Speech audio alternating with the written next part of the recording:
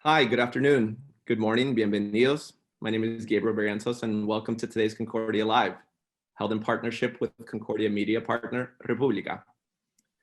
It's always a pleasure to work with República to host discussions on issues related to the Northern Triangle and migration, and today's is no exception. Today's conversation is literally as timely as ever. As you all probably know, Vice President Harris held her first ever state visit just yesterday to Guatemala, talking about what we're going to talk about today. Before we jump in, I would like to cover some high-level talking points. First, for those of you joining as guests of either República or one of our speakers, Concordia is a New York-based nonprofit dedicated to promoting public-private partnerships and positive social impact. We conduct our work via various different methods, and we're particularly known for our annual summit, which serves as the preeminent global forum alongside the UN General Assembly each fall. This year, we are pleased to announce that our annual summit will be hybrid, allowing for both in-person and digital attendance. But we also have a robust year-round program as well as dedicated staff to support our members in their partnership design, growth, and implementation strategies. If you're not a member of Concordia, but active in working towards positive social impact, I'd encourage you to learn more about how to join and engage with Concordia by reaching out to our team at membership@concordia.net or looking at our website. Before I turn it over to our esteemed moderator, Rodrigo, CEO of República, who will introduce the topic in full, as well as introduce today's stellar lineup of panelists, I would like to provide some spot me guidance. A few tips and tricks to make the most out of the next hour. Listeners, you are encouraged to use the Q&A feature on the Spot Me platform to ask questions.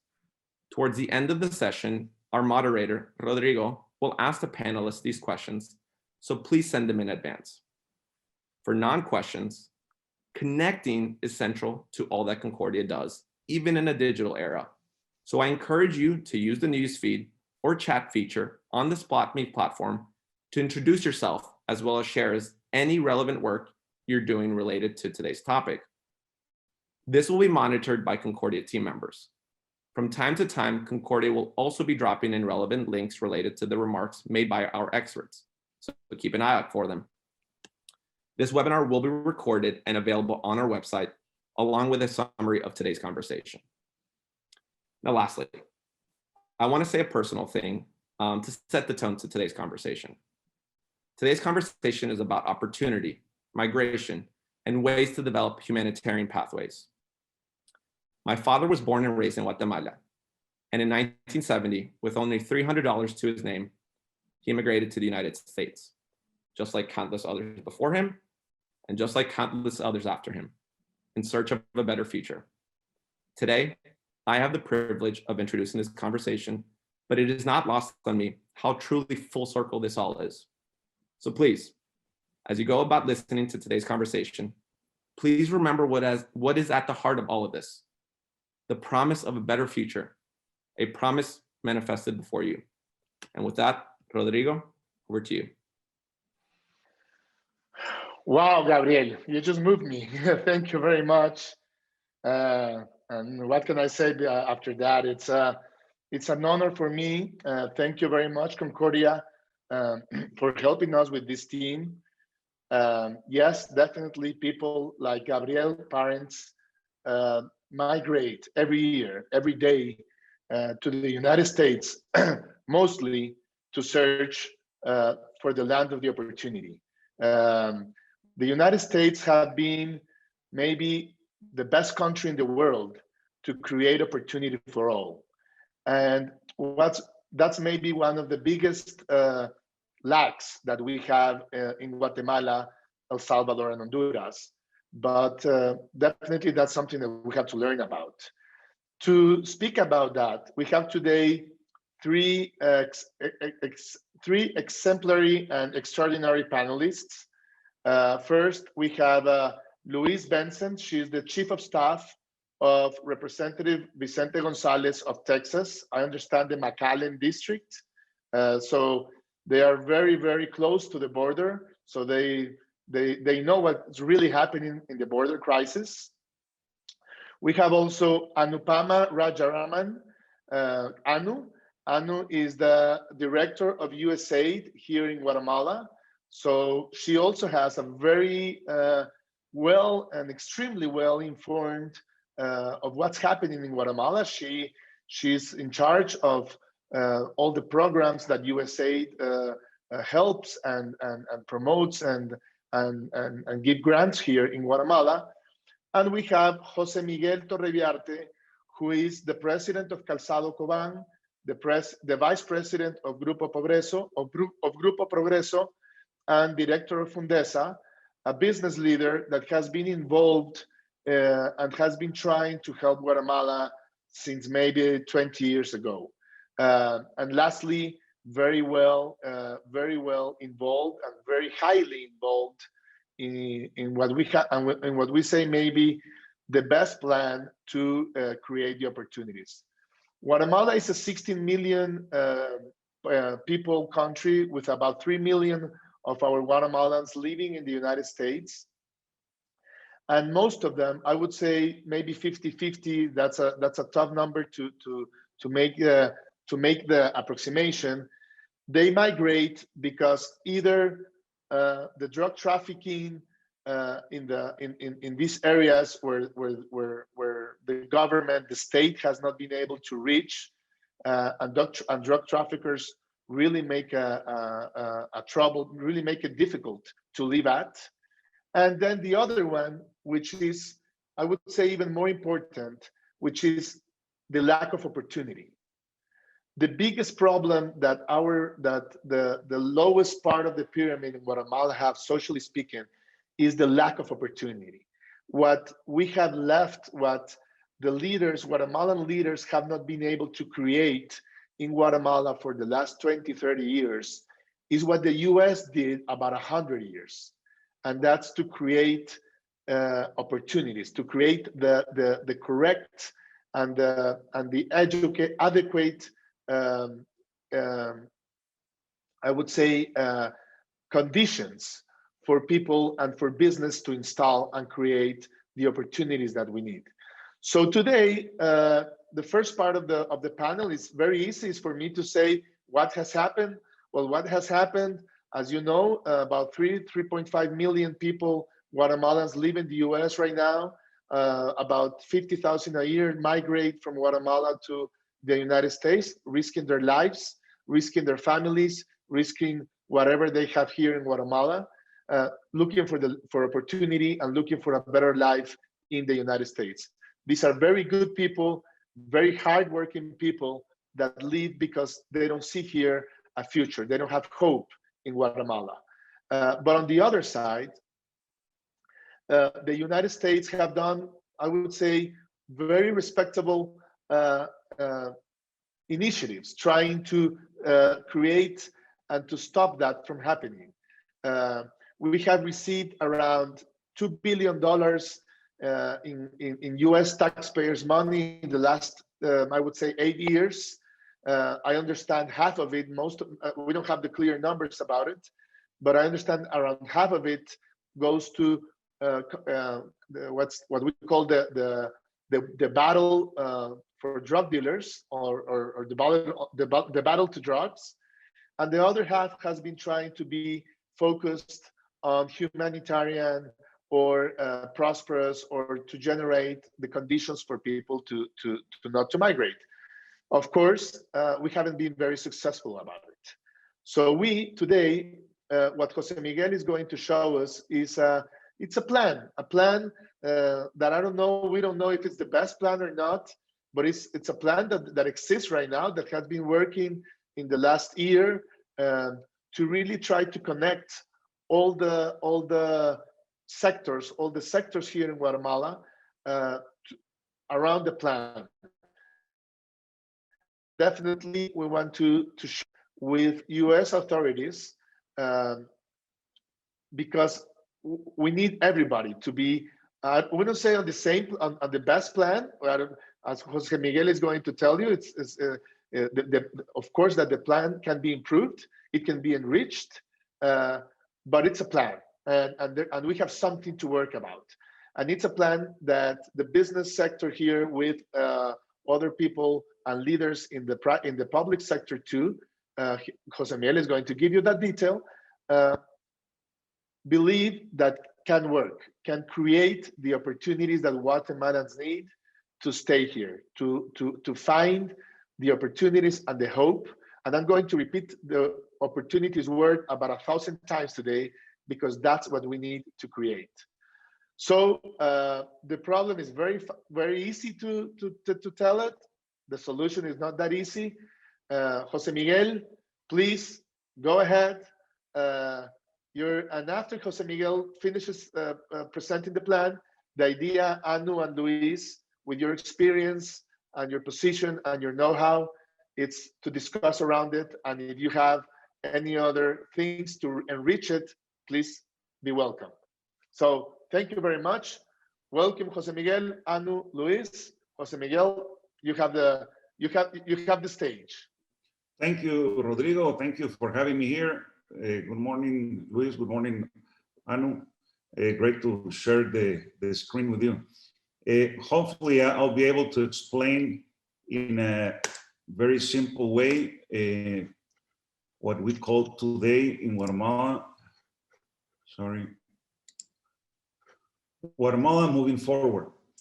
This is a very, for us Guatemalans, like Rodrigo mentioned, the migration is a situation that is really affecting the families, and there is a problem for the US, but it's also a problem for Guatemala. So we have to get together as countries and neighbors to solve it as soon as we can, because there is a lot of suffering in that effect of the migration. We believe that with Guatemala moving forward, we have the opportunity and the possibility to generate 2.5 million good quality jobs in the next 10 years by 2030. How do we think it's possible to do that? Well, this is a study, or more than a study, is really a program that has 5 key elements and has 13 specific projects. This program plan was work with the McKinsey, and they're the consultants and help a group of companies with the private sector in Guatemala, but most important with the government in finding the solutions and really what's possible and what are the bottlenecks and what is possible to do with the situation in Guatemala. And these 5 key elements that are mentioned here in this slide is first how to increase export from Guatemala to different markets, but it's not only exporting what we do, but it's also attracting foreign investment to Guatemala. And the second key element is human capital in order for foreign investors to come to Guatemala and increase exports to the markets that, as I mentioned, is how to have the capabilities and the human capital that is necessary for the investors to have to be competitive and really be able to come to Guatemala instead of other countries like Asia or different countries in Latin America. And the third element is the infrastructure. Rodrigo mentioned it, and it's been mentioned before. How important is infrastructure for the development of a country? And Guatemala is really lagging behind in infrastructure. In the last 20 years, there has been almost no infrastructure built in the country. And the fourth element is tourism, how Guatemala can be positioned as a world-class destination. This is one of the sectors that is still on the works and is going to be shown in the future. And the fifth element is how Guatemala can have a better rule of law, legal certainty, agenda for the investors, but also have a better competitiveness through different regulations and reforms to have a better rules for attracting investments. The slide I'm showing here is how it was approached, the increase in the exports in the first of the blocks that I mentioned, or the elements I mentioned, that is divided in 3 blocks. First, the short term, that is do more of what we're already doing, do it better. And then in the medium term is diversify with the current competencies we have been developed to have new markets, but especially adjacent products that can be that can increase the exports to the same markets or to other markets, and in the long term expand the horizons to more and new sophisticated sectors. The 3 different blocks that we have here have to be leveraged on the proximity to the US, but also in the global trends of nearshoring, and that's very important. We have seen in the last year how the nearshoring has become a global trend, and specifically in Guatemala, certain sectors have increased exports to the US. But most important in this part of the exports, what we need to do in Guatemala is attract more foreign investors to come and develop new industries to export to the US market specifically, or most importantly. Here is a very, I guess it's not complicated, but it's a very dense table. And the idea is not to go through every number, but it's just to show you the level of detail that this plan has in order to identify that in the first 2 blocks, that is the short term and the medium term, we estimate the opportunity to grow exports in $5 billion in just 20 products. And you have the sectors, for example, forestry and fishing, food products, chemicals, plastics and rubbers, apparel, non-metallic products, and electric equipment. And then you have the products, then we have the main markets where we can export those products. And then you have the opportunity range, how much of that incremental exports can go to different markets. And that is where you can see that we can generate $5 billion in exports. But mostly we can generate up to almost 900,000 new jobs, quality jobs in Guatemala. Now, in addition to those 20 products that were identified that can increase exports, there were identified 4 sectors to attract investments at the scale in the medium and long term. That's pharmaceuticals, medical devices, electronic equipment manufacturing, and business services like BPOs and ITOs. Some of those services are already offered in Guatemala, but we have to move to a more sophisticated industries, and that's something that is going to happen in the medium and long term. It's important that we focus in the short term too, because those opportunities is the low hanging fruit that we can do with what we have, and taking advantage of specifically the nearshoring that is really the result of the COVID-19, and we have seen those sectors really flourish in some of the industries. Here is also to show you that this is more than a plan or a study made by a big consulting company. Guatemala has many studies, but this one is more than a study. It's really an implementation project. And here we have the 5 major milestones that have been implemented in the last few months. For example, we have the formalization of the public-private agreements led by the president. That is very important. The government is really leading this process. The private sector here is just supporting and helping and being part of the process, but really the president is the one leading this process. We have the installation of sectorial technical tables with more than 10 conversations that mainly it's with potential investors and different agencies. Also, we have the Minister of Economy being part of the leadership that makes it special, because it just is something that is sustainable, at least for this government. And then it was also hired, first we formed the Office of Investment Attractions, and a director coming from the private sector was hired in order to support the effort. And the last and the fifth milestone is the preparation of the first investment events with the Embassy of Taiwan, the IDB in June, and the government of Guatemala in November. So as you can see, there is an action plan, and that's what is happening right now in Guatemala. Then in the second element, we have human capital. Like I mentioned, human capital is something that we, because of the lack of a really sophisticated education system in Guatemala, we are lagging behind in the skills needed by these new companies wanting to come to Guatemala or to attract new investors or really increasing some of the exports. And one of the best examples is going to be in English and programming, where ITOs and BPOs see Guatemala as a potential place to come and invest, but we are limited by the amount of people who know English and can program.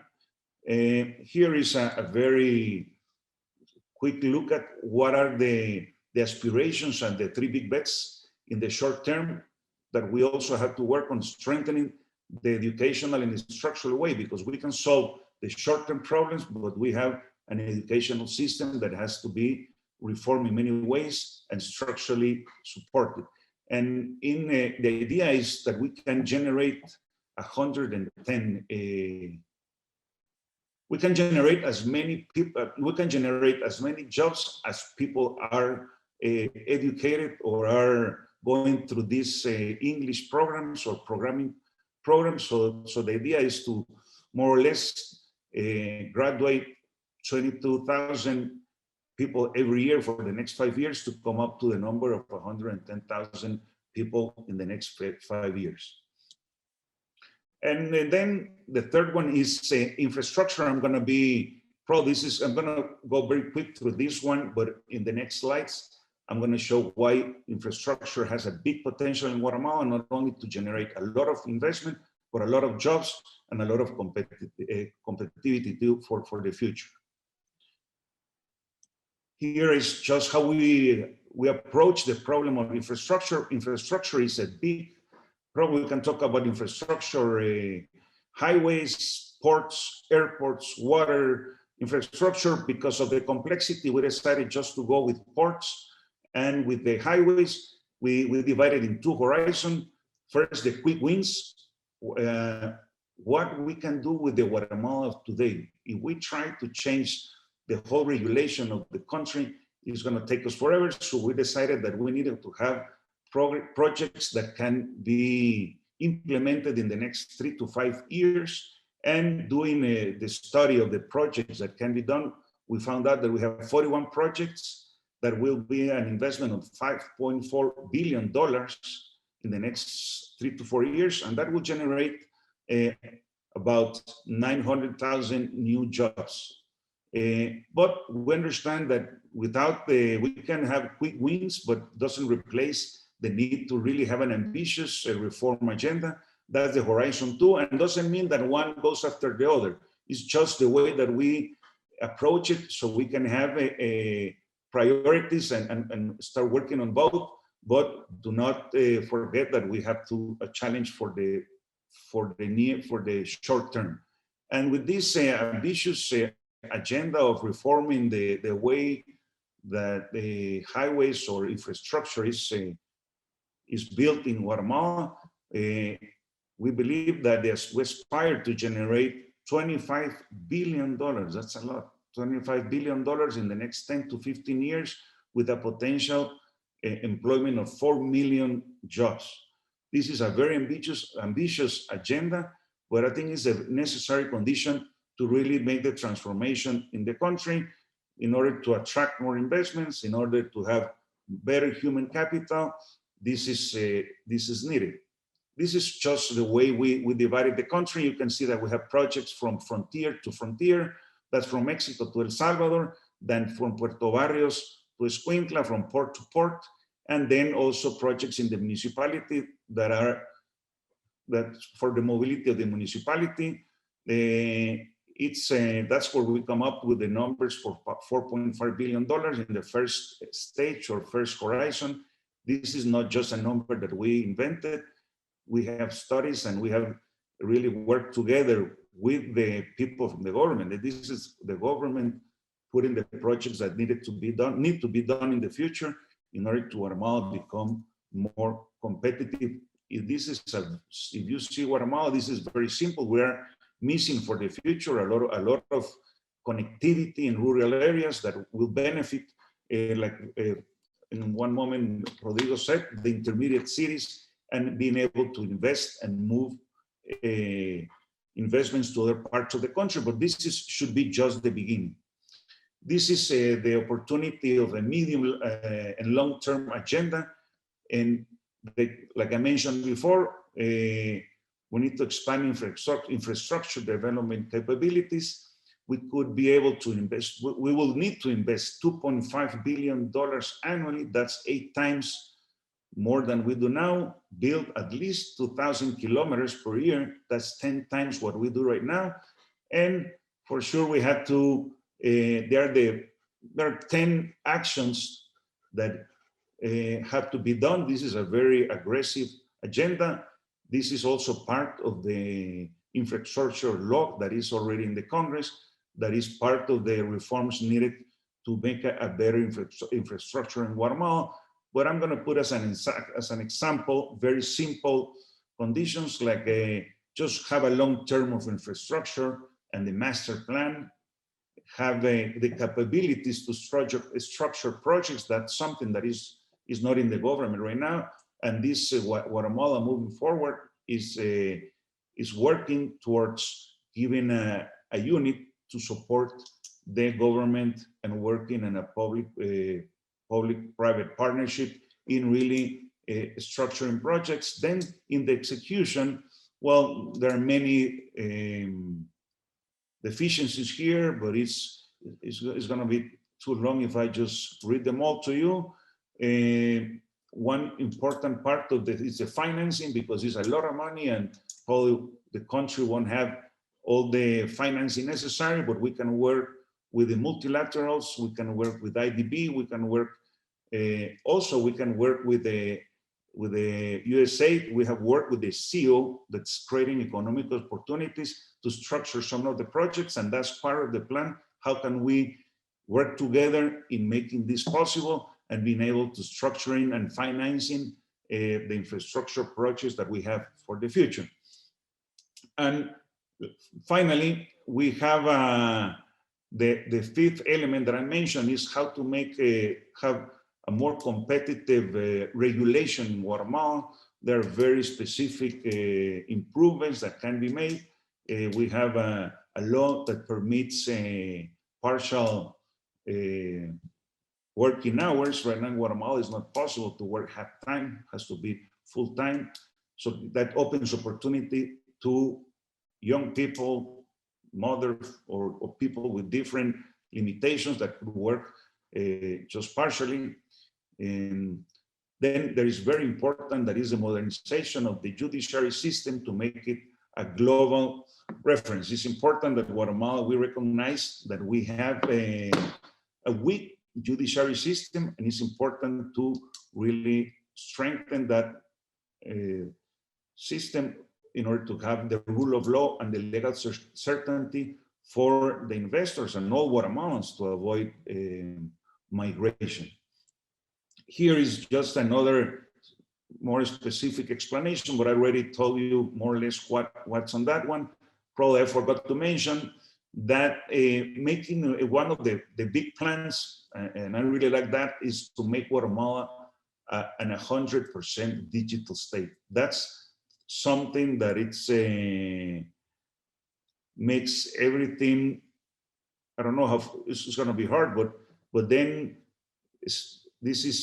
makes more efficient government, makes now that everybody has technology, the government will be available in different parts of the country for everybody.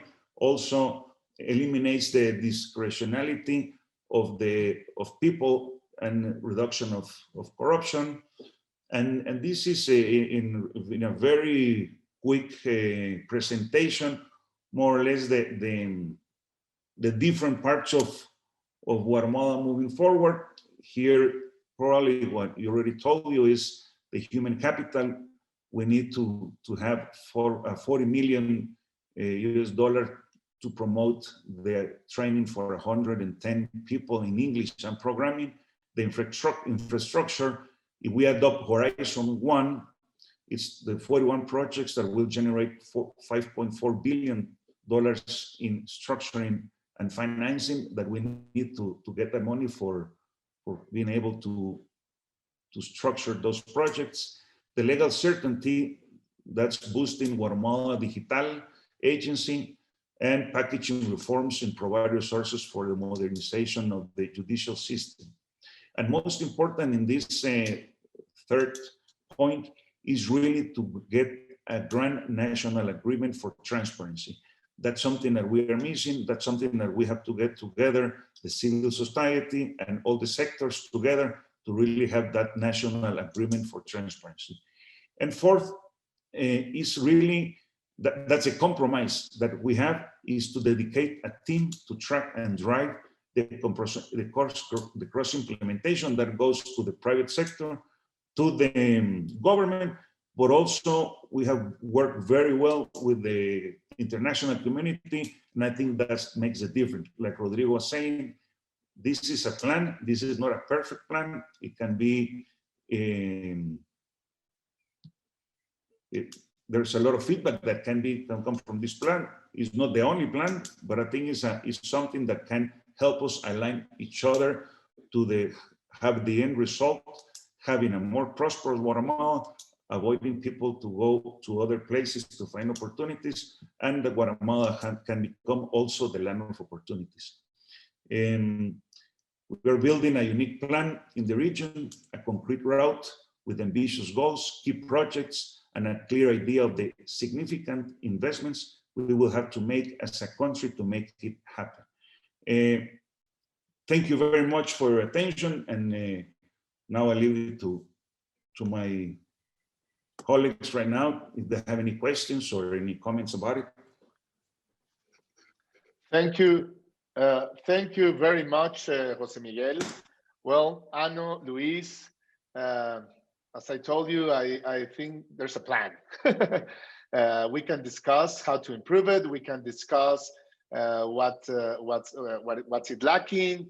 We can discuss a lot about it around it. But I think that the great thing about it is that there's a plan.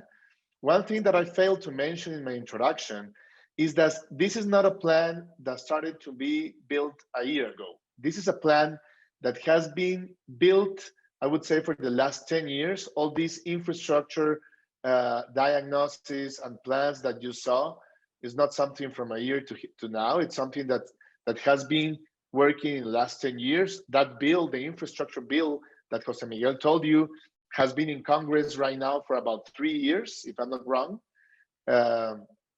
It has not passed, but it's been there for the last 3 years. And the idea is to get those $5.4 billion also from the private sector, and not only from government, because we know that government doesn't have all the resources that they need.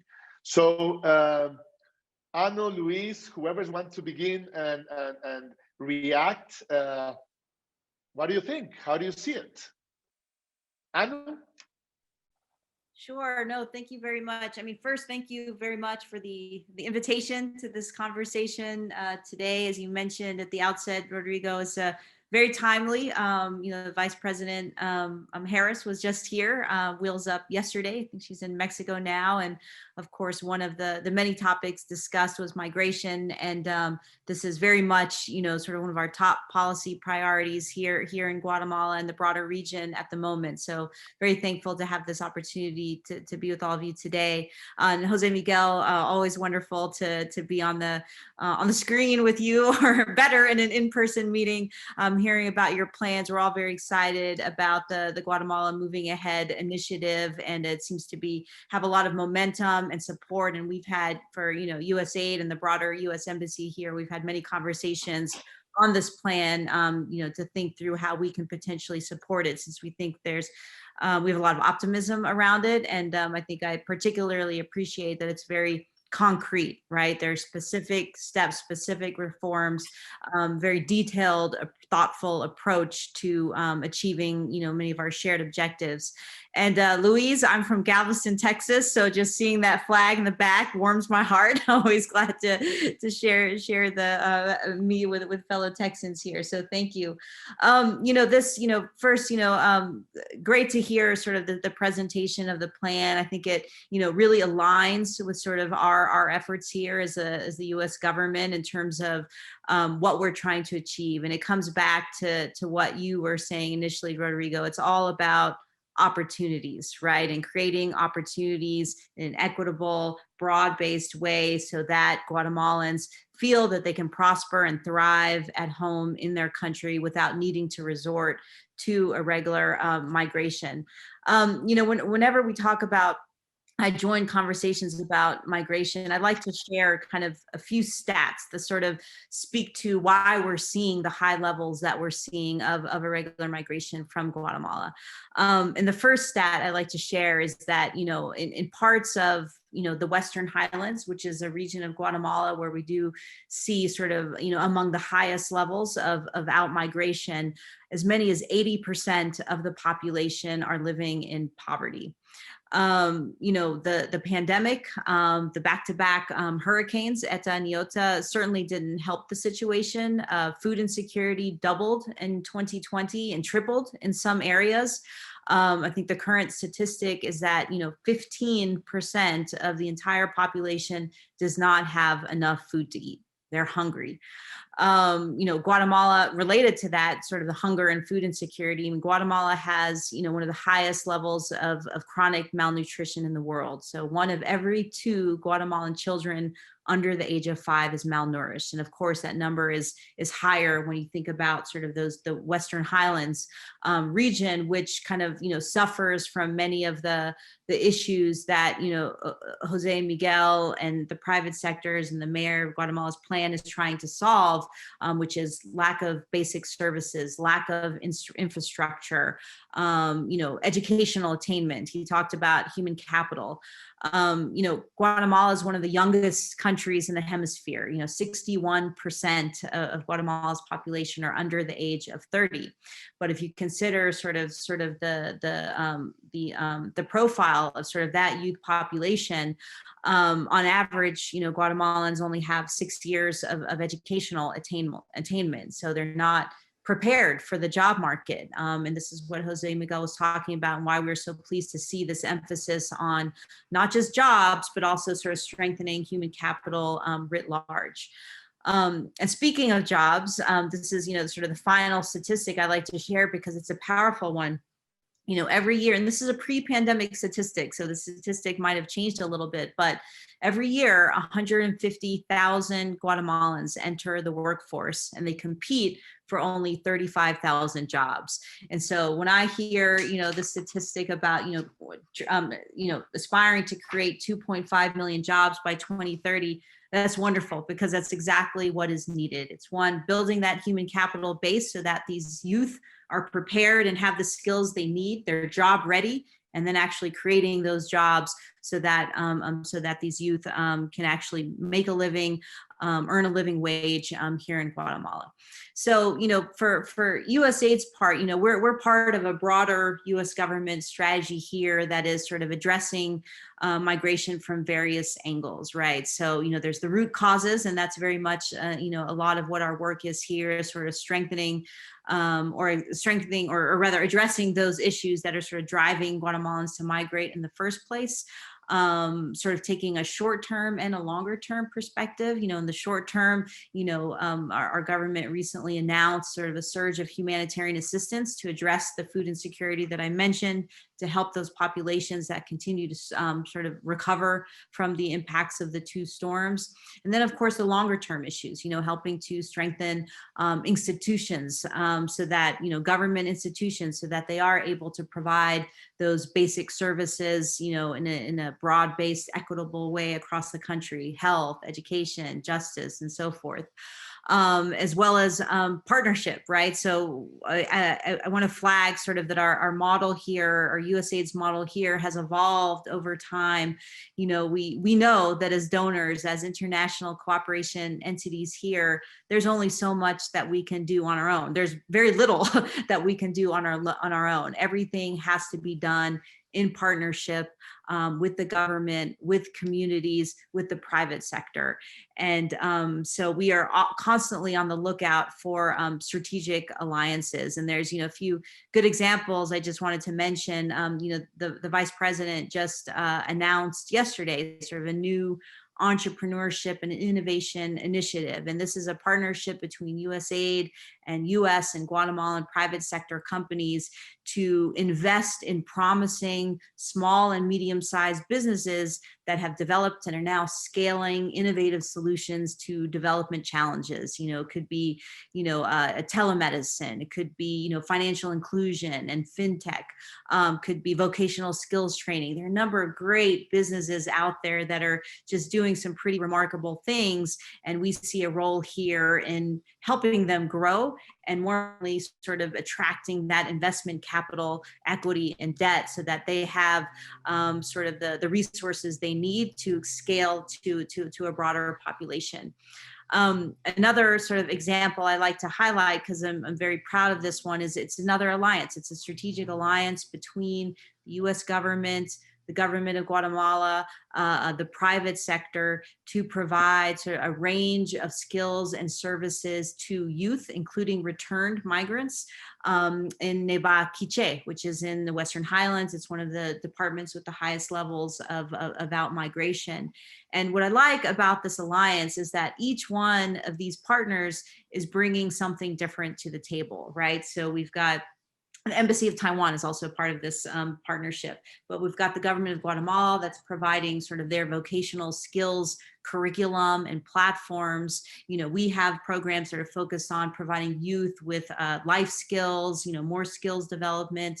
We have private sector partners that are providing connectivity, they're providing computers, and we've got local government that's providing sort of space for these youth to have trainings and so forth. So just a really nice model of, multiple actors from different sectors coming together to work towards a common objective. And we have some great partnerships in the works as well with José Miguel and Cementos Progreso and some other companies that are, again, trying to sort of recognize that we all have common objectives and investing in development in Guatemala, and then together channeling our resources and maximizing that impact, and sort of doing a much better job together than what we would be able to do alone.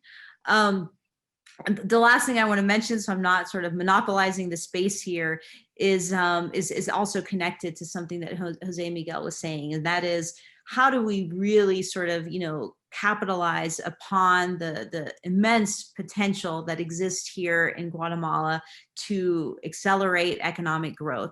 So, right now we've got, sort of populations that, again, lack those basic opportunities and services that are choosing to head north. Well, how can we redirect those migration flows away from the United States toward more promising sort of opportunities that exist in secondary cities, right? And so looking at those intermediary cities, as José Miguel mentioned, how can we create jobs? How can we connect youth from the Western Highlands with those opportunities in secondary cities here in Guatemala?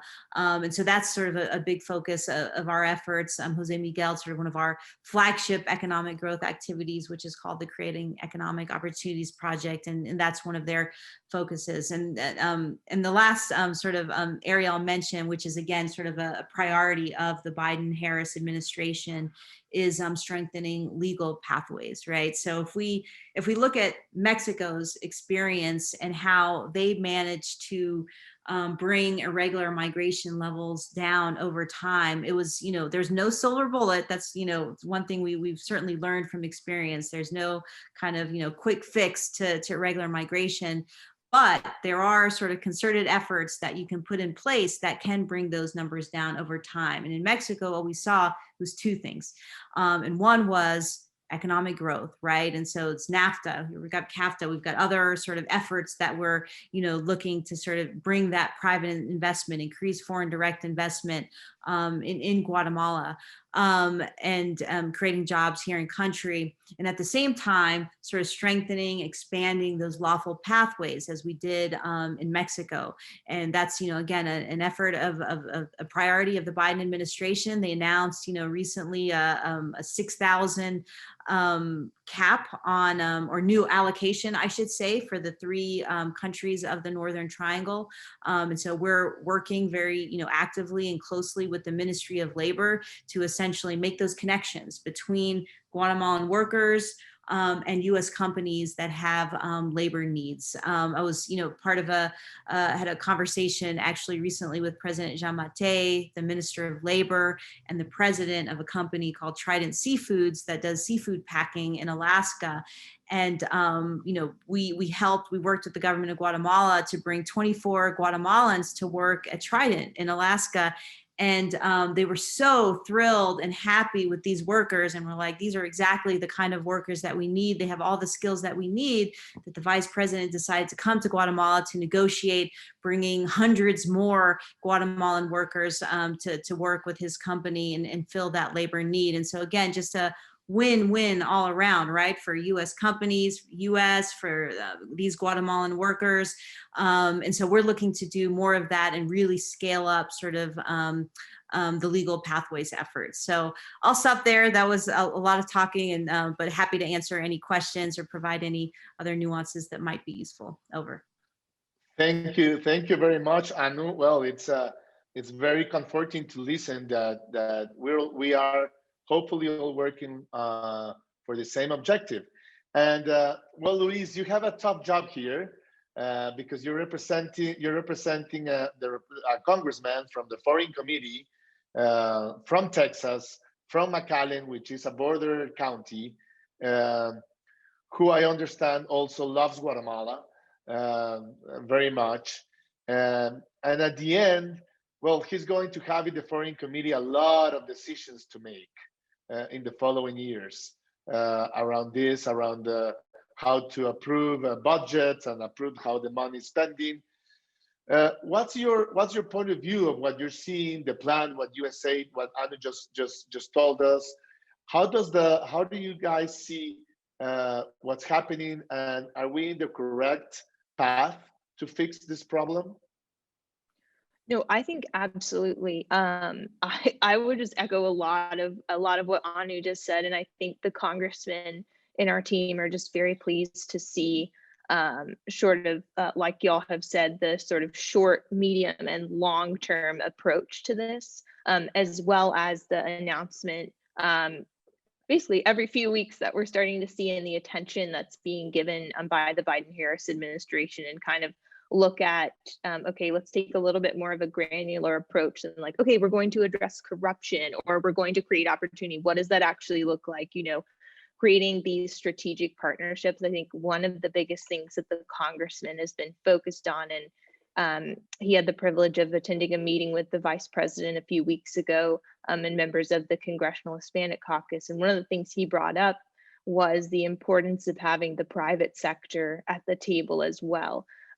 Because they are the ones that are employing folks, private sector on both sides, or all throughout the hemisphere. I mean, folks, companies in Guatemala, all over Central America, as well as in the United States. I think, especially being from the congressman's district, has quite a bit of production agriculture. We hear every single week from folks in the citrus industry to cotton to you name it, they are in need of labor. They're having a lot of ideas. I think really positive to see the H-2B allocation. Obviously that's not ag, but it's other industries. So we would love to see those movements continue, as well as the creation of more partnerships between US businesses, both that are seeking labor from Guatemala and the rest of the region, as well as looking to invest. And I think really positive to see the emphasis on creating the infrastructure as well to connect the capital with intermediary cities and more rural areas. I mean, those are challenges we face in the US too, and that we're dealing with as well. You know, public-private partnerships, you know, and financing infrastructure, those have been really key in the US. And I think that's an area where, you know, perhaps the US can provide technical support or provide input on, you know, how that can be done. And I think those are certainly positive things that we've seen. And like Anu and all of y'all were saying, you know, just the convergence of events, the vice president being in the region this week and y'all having this webinar is just, I think, just very timely. I think now it's about, like you just said, making sure to get the rest of Congress on board with this. I think one of the things that we're seeing is, and even from our constituents as well, it's just kind of this skepticism around, okay, where are American taxpayer dollars going? And so, you know, being able to see kind of what the congressman and others would term a return on investment. Okay, this funding is going to be used to build a road. This funding is going to be used to create jobs, and we'll actually see the results of that, something tangible. So I think it's really positive. I think the congressman is very pleased with the proposals that are coming from y'all and from the administration, and just seeing everybody come together and roll up their sleeves and figure out what we can do to kind of band together, both with our two countries and the public and private sector in our countries, as well as throughout the region and the world. I think great as well. One of the things we're going to see, there was legislation recently introduced called the Eagle Act that is kind of the House of Representatives' answer to the rise of China and what we need to do there. And I think that this also fits in that paradigm, this kind of nearshoring as well. The congressman is a really big proponent of that. I know I've seen a couple of folks call it ally shoring. So, you know, I think this is all really timely as well. We're hoping to see that come up in the Foreign Affairs Committee in the next couple of months. I know the Senate's working on their kind of, you know, what do we need to do in the US to kind of strengthen our approach to China? But I think the congressman is really keen to see us take them on and kind of enhance competitiveness as a hemisphere. So I know that was a lot, but yes, I think very a lot of positive things, and I think now it's kind of about making sure that the rest of Congress knows about it, and that this is not a partisan issue. This is something we all need to work on together, because we have labor needs on this side of the border. There are a lot of folks that are concerned about the conditions and want to create opportunity in Guatemala and elsewhere in Central America. So I think there's the potential for a lot of buy-in here.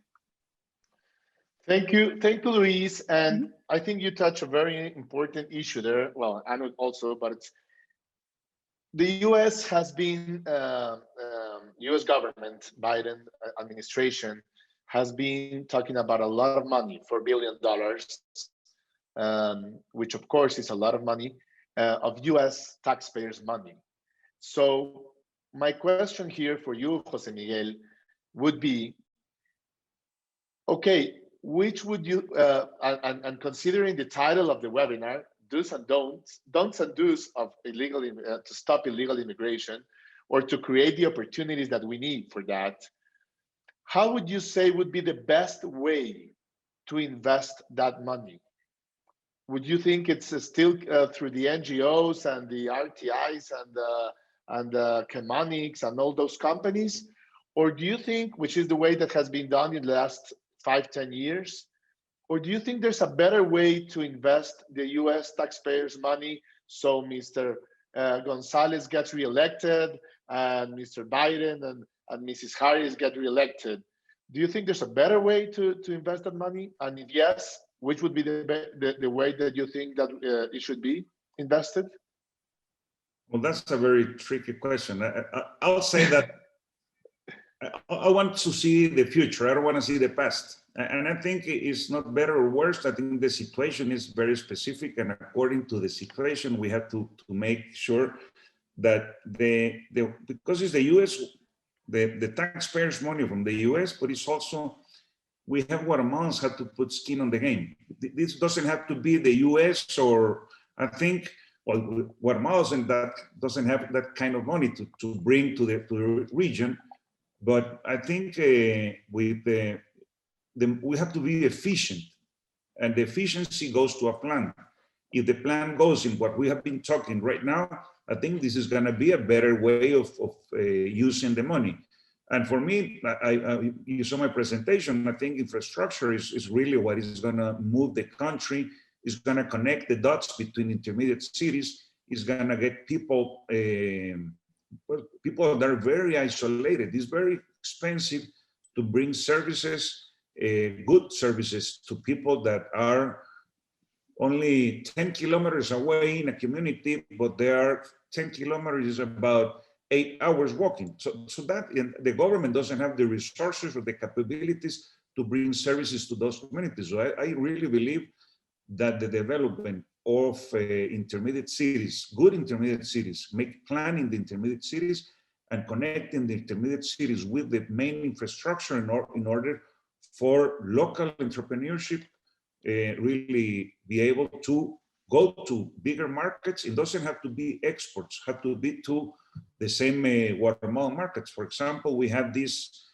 initiative in Fundes, and I think also USA participated with CEO, that is Scale Up. Scale Up Shela is a very good example where you have very small entrepreneurs, but not very small, you have entrepreneurships with certain scale that with a little capacity, and if they have the infrastructure on better situations, could do better and create faster and more jobs. And I'll give you just one example. That's my own experience in Calzado Coban, the shoe manufacturing company. That's in really, this San Cristobal, Verapaz is close to where all the disaster happened. And luckily, the plant didn't suffer any damages with these tormentas. But since the COVID, and because of the nearshoring, we were able to triple the exports to the US. Because now the buyers from the US are looking at Guatemala as a destination or a supplier of products. And this is only one small company, but we increased the amount of workers in 300 in the last 6 months, just with the, so that's kind of partnerships that we can develop also with the private sector in the US and the government too. So those are the investments that I think are the ones who really generate progress. I understand that US, that's a very tricky problem. How do you solve the very humane problems of hunger, health? Because that's a hard one to solve, and probably you have to put up money that you won't see is gonna, you cannot measure productivity in that, just how that you really give it to the people that are in the most need. And I think probably what can be better, I don't know which one is the best agency for the company that works with USAID, but I think USAID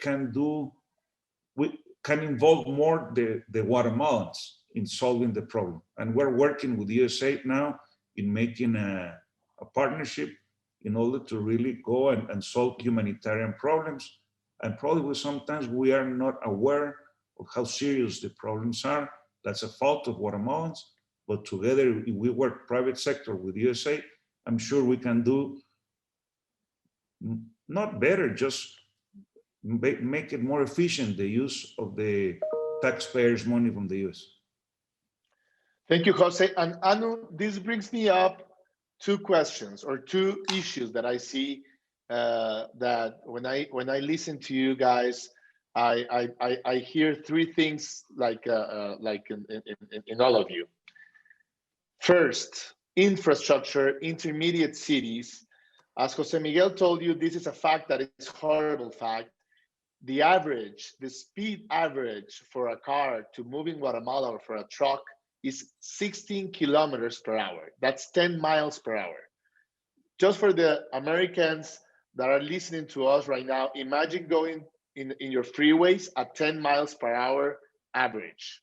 That's that's the lack of infrastructure that we have. So what I think, and that's my first question to you, Anu, is I think we need to do what the US did 100 years ago, which is invest heavily in infrastructure. And it's not me thinking only, it's the plan and everybody thinks it. But how can the US help us? Because I don't think the US have to come and build those roads, even though I think it would be maybe a very good way of the taxpayers' money to go. But you also have a lot of roads to build in the US. But we need to build infrastructure. We need to do what the US did 100 years ago. And on the other hand, when we listen to the companies and, for example, the impact that these US companies had on Calzado Coban, wouldn't it be better maybe to give the US taxpayers money to US companies as an incentive to come? Instead of bring it here any other way? But wouldn't it, because if the US companies receive that money as an incentive, either to subsidize 50% of the wages here or whatever, maybe would have a better impact, and it would be US money going to US companies?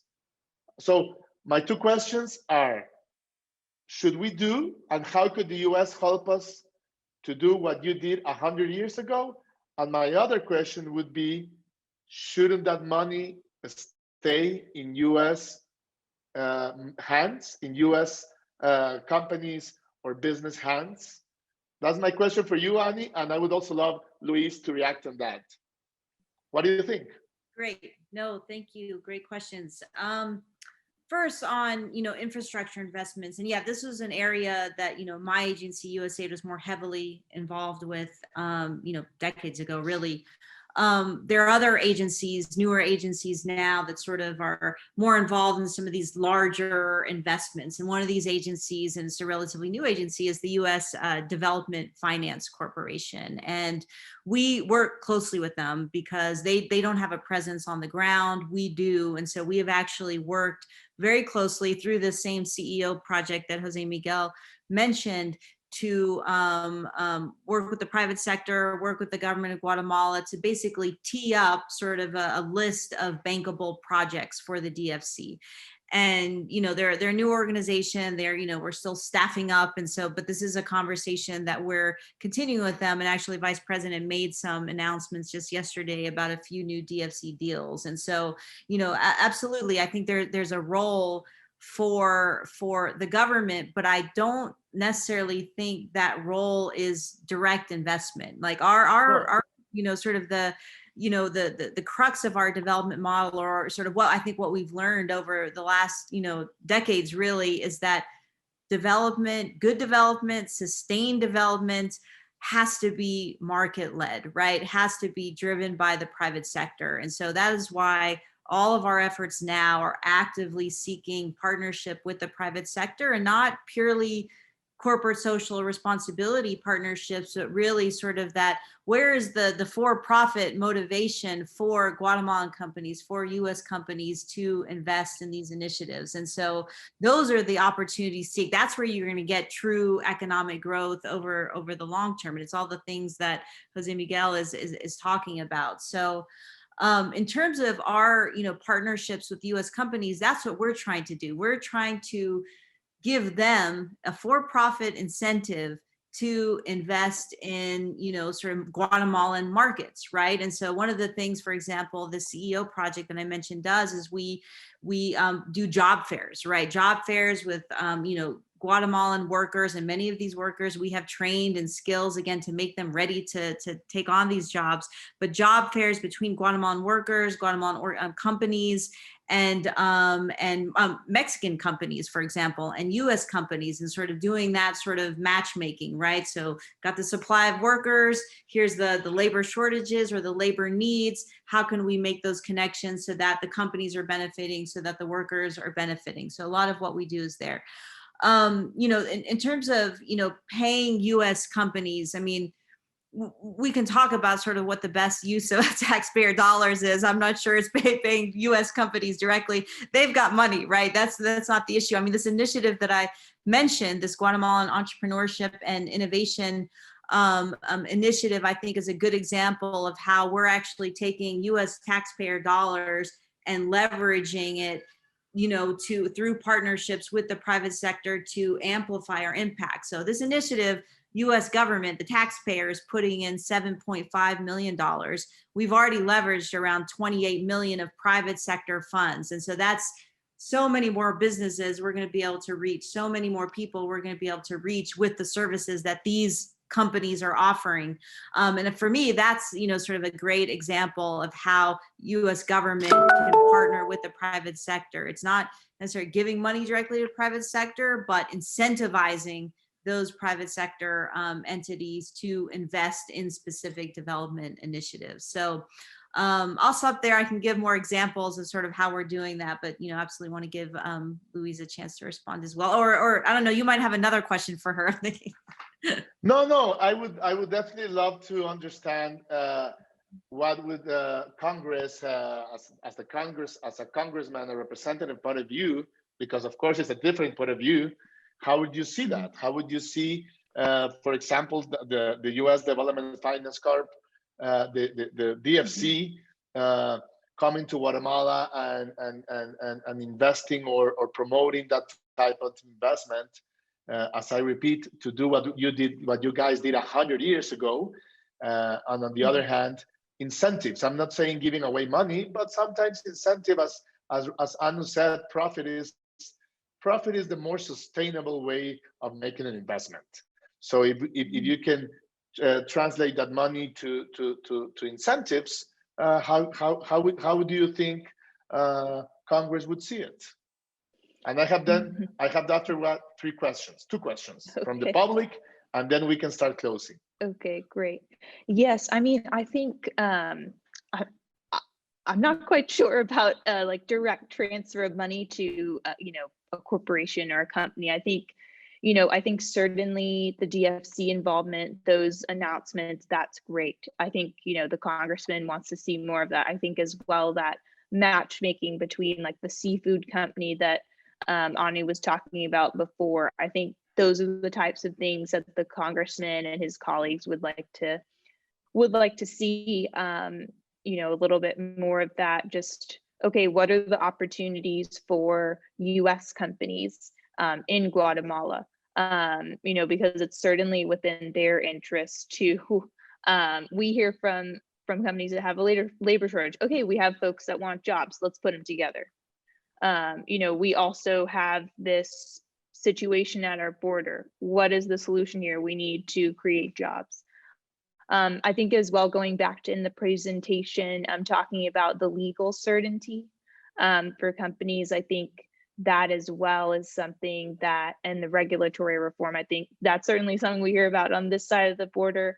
That's certainly something that when the congressman and I have traveled to Guatemala that we've heard about from various stakeholders. And so just the ease of doing business is certainly something, and rule of law is certainly something that I think would incentivize businesses to do business there and employ Guatemalans and make long-term investments there.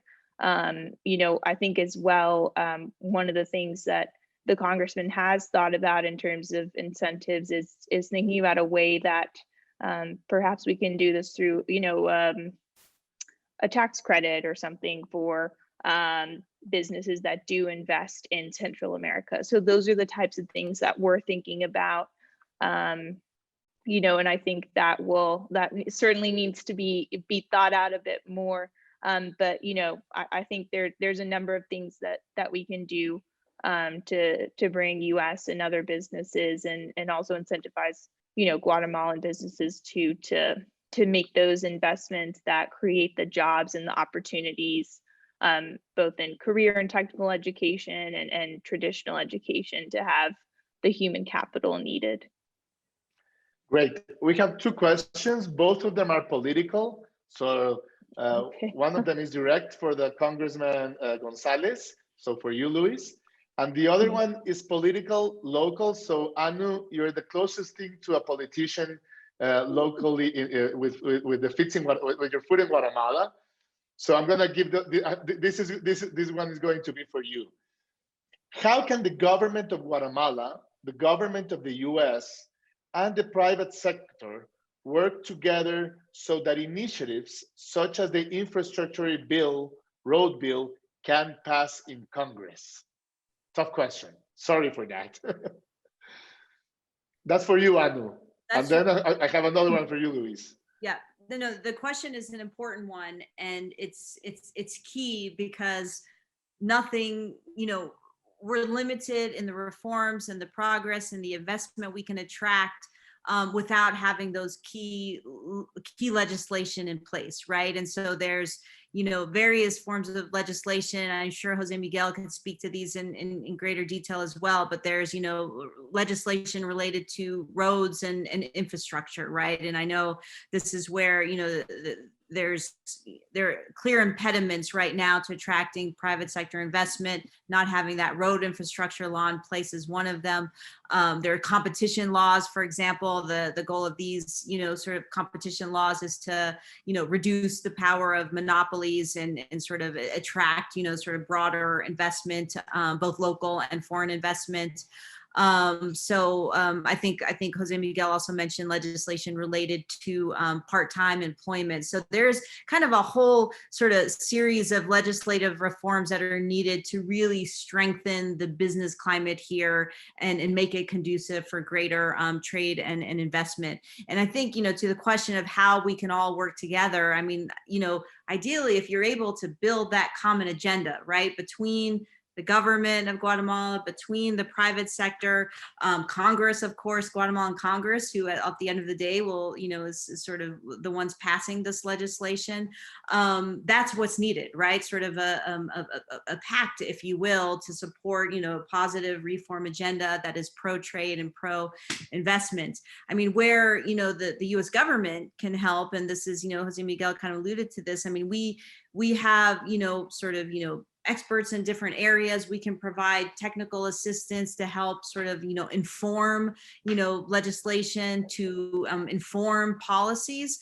But at the end of the day, and this is what, a number of you mentioned, I mean, the government of Guatemala has to have skin in the game, right? And at the end of the day, these need to be reforms that are pushed, that are owned, that are financed by the government of Guatemala. And of course, Congress has a role in this as well, and a voice as they should. And the private sector, of course, is an important lobby in any country, right? And so if there's sort of, agreement, on specific reforms, then, the private sector's role there would be to advocate, right, for these reforms with the government, with their government, with the Congress. And hopefully, if that common agenda can be defined, then, you've got sort of all of the sort of support and champions in place, then it could, this legislation can be passed. It's the same way it happens in every country in the US government. And, it's democracy, and democracy is messy. It's not easy. It's not it's often various, deviations. And, sometimes it feels like it's the 10 miles per hour, right? But it's at the end of the day, if, hard work on the part of people that have sort of a positive agenda of mind, it's, incremental change. So I would, those would be my thoughts on that topic, but it's a great question. Over. Thank you. And Luis, I don't know if a congressman here in Guatemala made this question, but would Congressman Gonzalez be willing to work with the representatives of the Congress of Guatemala peer-to-peer to support legislations that could increase job creation in Guatemala? I think that's a great idea. In terms of the congressman and a number of his colleagues, we have all sorts of formal and informal interparliamentary exchanges. I think it's even better when you are working on legislation or other initiatives that are involving our relationship with, or the conditions in another country with some folks that are actually in government or in country and on those issues. So, I think it goes back to that sort of like local ownership of initiatives and understanding what's happening on the ground. So yes, I would welcome them. Please share my email. I would love to be in touch with them. And I'm really glad as well that you asked Anu about sort of the plan for how we get that infrastructure bill out of the Guatemalan Congress. I think everything that she said is certainly, the strategy that's employed here when folks want to see legislation come through the House and the Senate and end up on the president's desk. And so we'll certainly be watching that closely as well. Awesome. Well, I promise you guys 11:15. That's 1:15 for you. Closing remarks, 1 minute each. José Miguel. Well, first of all, thank you for having me here. It's really well, I think we're sharing the same views, and that's really optimistic from my part. Having the vice president here in Guatemala yesterday, so I only see opportunities. We have a lot of challenges, but I see opportunities, and I think at least I feel that we're working more together than before, and it's important to move in that way, and really focus on things that we have in common, and really potentialize those things. The challenge is big, but if we work together, it's going to be easier. Thank you very much, and whatever you need, I'm willing to be here for Guatemala. Thank you, José Miguel. Anu, closing remarks. Great. Yes. No. Thank you again.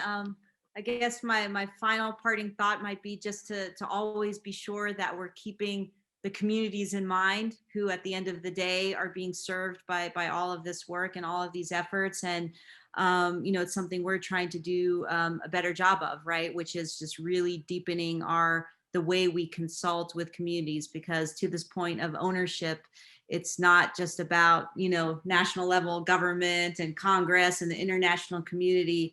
On the contrary, this is, at the end of the day, this is about communities, and we need to engage communities from day one in these conversations so that we ensure that everything that we're doing, in fact, does address their specific needs, their desires. They are our clients at the end of the day. So that would be my final thought. Thank you very much. Thank you. Thank you very much, Anu. Luis, your final remark? Yes, no, thank you all so much for having me today on behalf of the congressman. And, I just like to reiterate on his behalf as well that both he and our office are very much committed to driving the agenda forward and trying to do our part to be part of that incremental change. And, we're seeing all of this unfold in the congressman's district and continue to, and, his constituents are very much invested in this as well. And we'll keep, marshaling the troops here in Congress, in the United States Congress, to work on these issues and continue collaborating. So thank you so much. Awesome. Thank you very much. Well, thank you all for being here today. And as Anu said, we're here for Guatemalan people. Guatemalan people are very hardworking, beautiful people that the only thing that they seek are opportunities. And yes, I think it's our job to create the circumstances, to create the basis in order to create those opportunities. And we not only need to do that, but we are able to do that. And I say that when somebody has the capability, you have the responsibility. And that's, I think, what we have today. So hopefully this time the plan will work.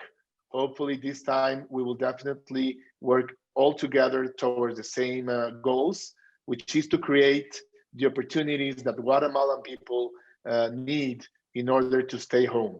Because at the end of the day, nobody wants to how do you say? People want to migrate voluntarily, not being forced to, and not risking their lives.